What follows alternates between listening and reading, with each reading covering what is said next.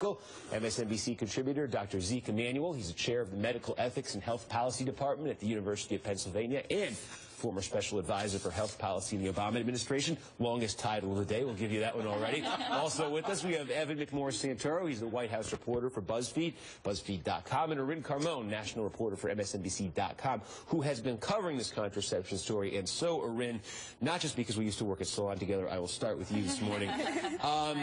It's complicated, I think, to explain what exactly is going on here, because the news a few weeks ago was about the Hobby Lobby, was about the idea of non-religious companies claiming a religious exemption, saying we don't want to cover birth control because as the owners of this business, it violates our religious freedom. So that's already happened. Now, the second thing that happened on New Year's Eve involves this group in Denver. I think they're called the Little Sisters of the Poor. Little Sisters of the Poor, Home for the Aged. Home for the Aged. And they're in Denver.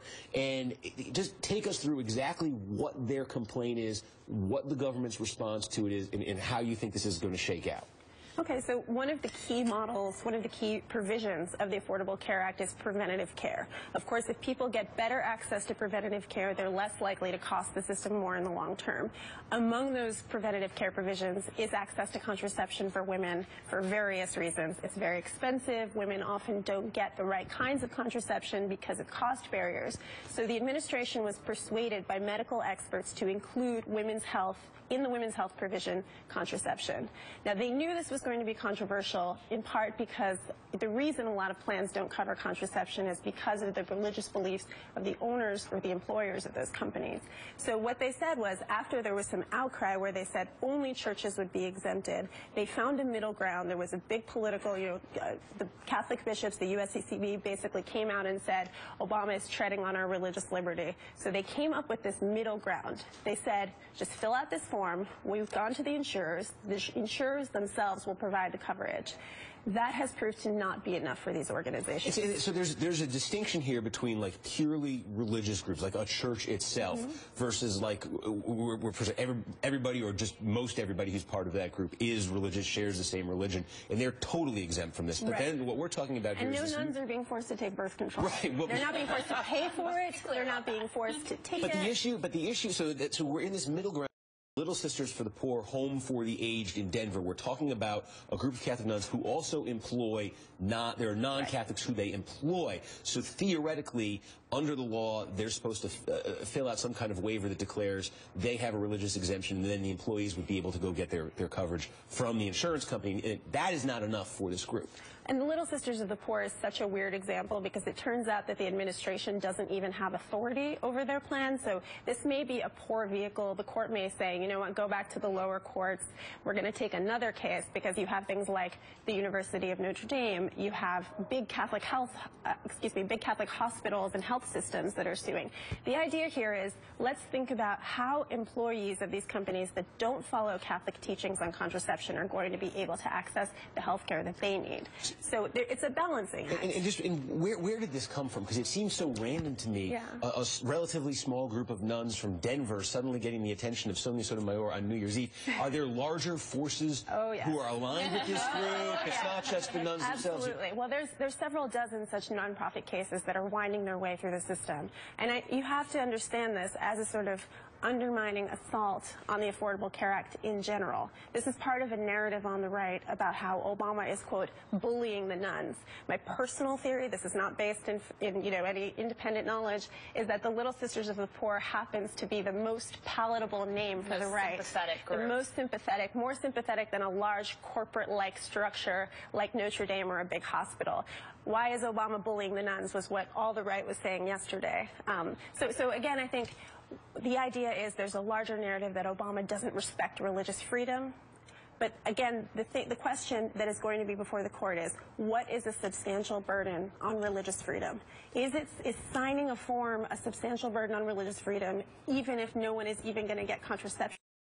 That's what the court is going to have to decide. So that's in this case. And then Zeke, as we say, here we can have, this is Cecile Richards from Planned Parenthood of America. This was her statement on this particular case. So she said, today, New Year's Day, 27 million women have access to birth control without a copay under the Affordable Care Act, and that's not affected by the Supreme Court reviewing the administrative mechanism that religious groups can use to opt out of covering birth control. What she went on to say, though, was that a much bigger test in her mind was what was going to happen in March when these non-profit, religiously affiliated non-profit groups have their case heard by the court in March. How big a challenge to the sort of integrity of the law do you think that represents? Well, I mean, it represents the question of, can people who are religious themselves and have companies which aren't religious, which are secular, dealing in things like hobbies, can impose their view on their workers, where they hire workers with lots of different religious beliefs. Let me go back to this point in the healthcare field. We're having a lot of rearrangement, a lot of mergers going on in the healthcare field, and while we have the little sisters of the poor or whatever, there are lots of big Catholic health systems merging with secular health systems, and the question is whose views are going to dominate on this issue for their employees. And these are large organizations. And for the people as well. Exactly. In some cities, these are huge. It's going to be the biggest employers in town or something. And so you really are having a very important impact. And I know that, when we were discussing this, there was a lot of effort made to accommodate the religious views, but also accommodate the vast majority of Americans, including, by the way, the vast majority of Catholic Americans who support birth control. And so it's a bit of a contradiction.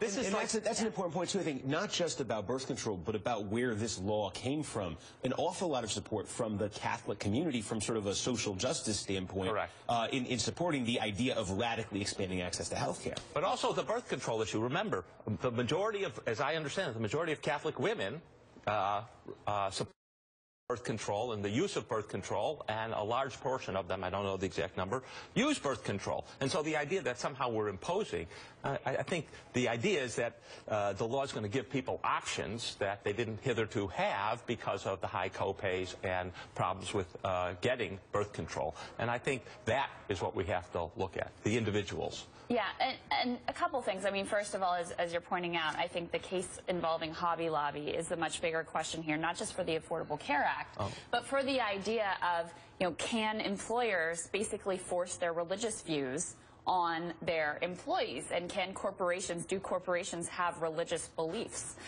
So that's a larger question, just not in terms of healthcare, but more generally. The other piece that I would say here from a political perspective is, I have to think Republicans need to be very leery of seeming like they are anti-birth control, because as you're pointing out, Zeke, the vast majority of Americans are accepting of birth control, use birth control, think it is an important part of family planning.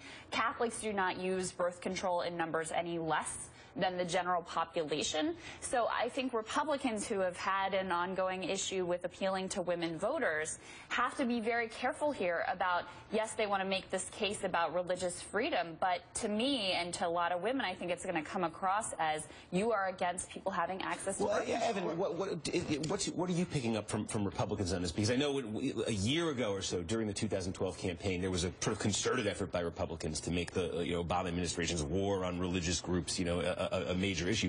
In light of what happened in 2012 and what Crystal's talking about, the gender gap, has there been some rethinking of this? Is the party less full of force behind something like this? Well, they're trying to talk to women a little bit differently than they did back in 2012. But, I mean, it's important to remember here that the White House acknowledges that there is religious differences on this contraception stuff. I mean, they tried to find out of this. I mean, and they tried to find an accommodation for it. So what we're really talking about is whether that accommodation is enough. So, I mean, the fact that groups say that there is religious differences about contraception and covering it, the White House acknowledges that and believes it. The administration believes it, understands it, and has tried to do something to fix it. So the question is, have they done enough?